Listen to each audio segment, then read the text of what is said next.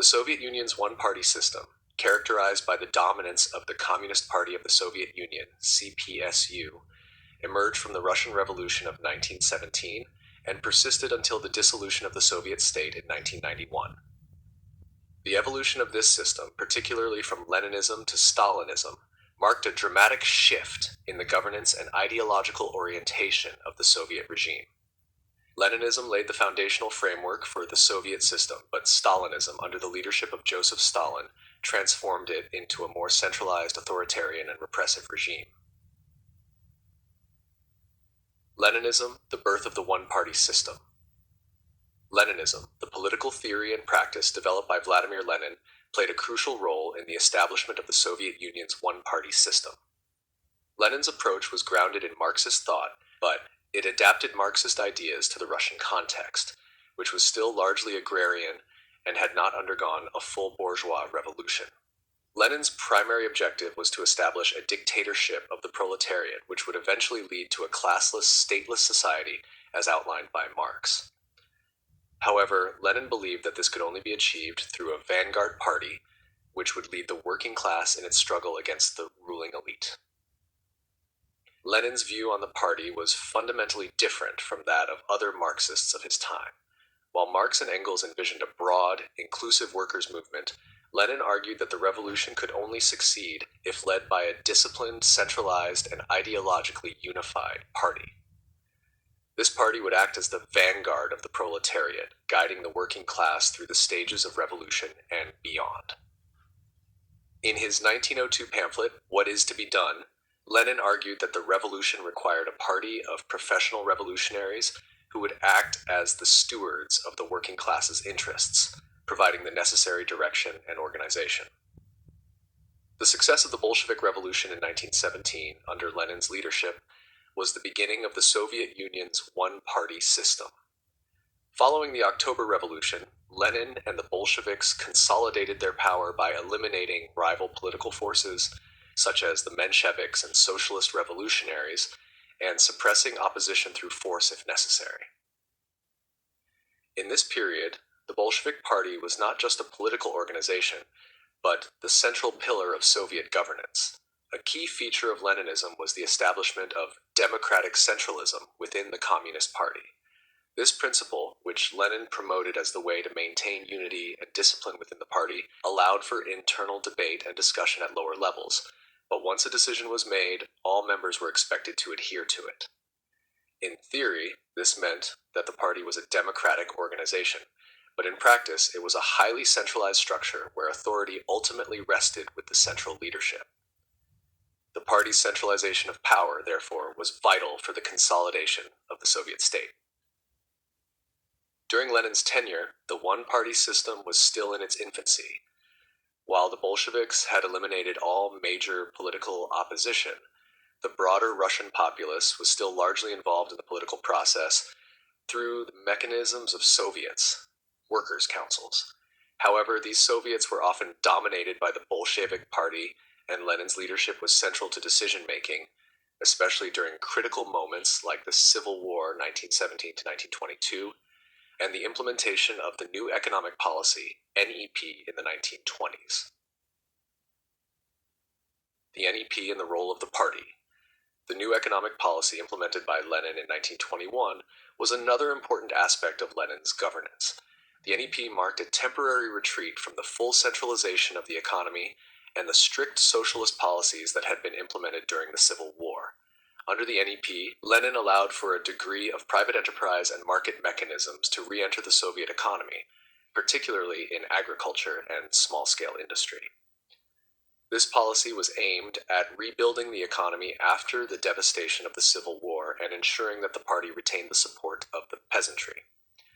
However, despite the relaxation of economic policies, Lenin maintained that the Communist Party had to retain control over key sectors of the economy, such as heavy industry, transportation, and banking. This ensured that the party continued to control the levers of power in Soviet society. The NEP was also an essential tool for maintaining the one-party state, as it allowed the Bolsheviks to focus on consolidating their power and neutralizing opposition, both within and outside the party. Stalinism, the transformation of the one-party system. After Lenin's death in 1924, Joseph Stalin emerged as the leader of the Soviet Union and began the process of transforming Leninism into Stalinism. Stalin's vision of socialism was deeply influenced by his interpretation of Marxism and Leninism, but he took it in a direction that was far more centralized, totalitarian, and repressive than Lenin had ever intended. Stalin's rise to power was not instantaneous, but by the late 1920s he had consolidated his position within the party, having outmaneuvered rivals such as Leon Trotsky and Nikolai Bukharin. Once in power, Stalin embarked on a series of policies that significantly altered the Soviet system, including the forced collectivization of agriculture, the rapid industrialization of the economy, and the purges of perceived enemies within the party and society.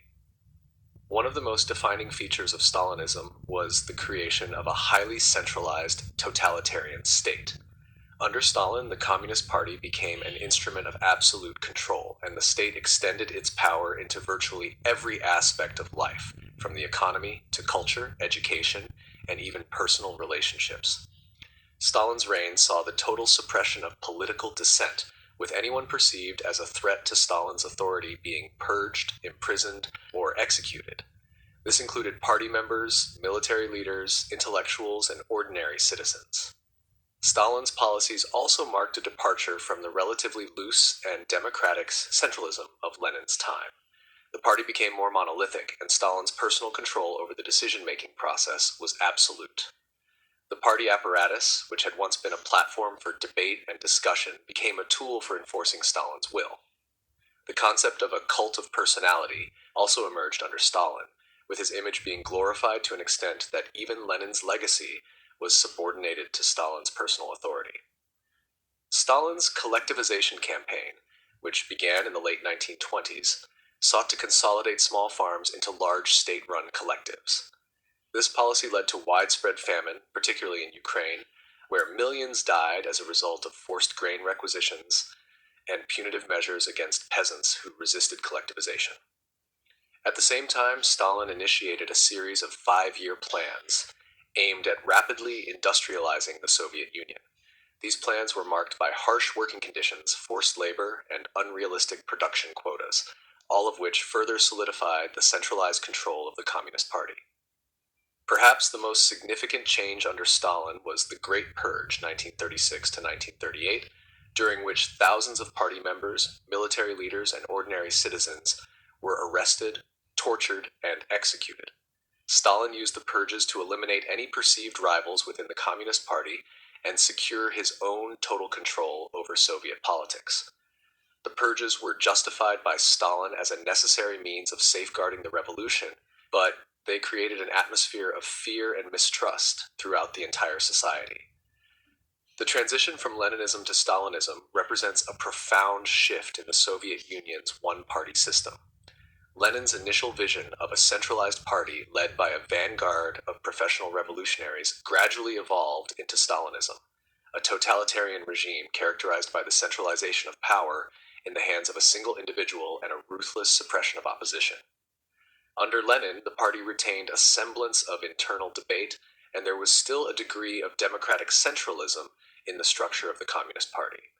However, with Stalin's rise to power, the party became a tool for maintaining an authoritarian state, and the repression of political dissent became the hallmark of Soviet governance.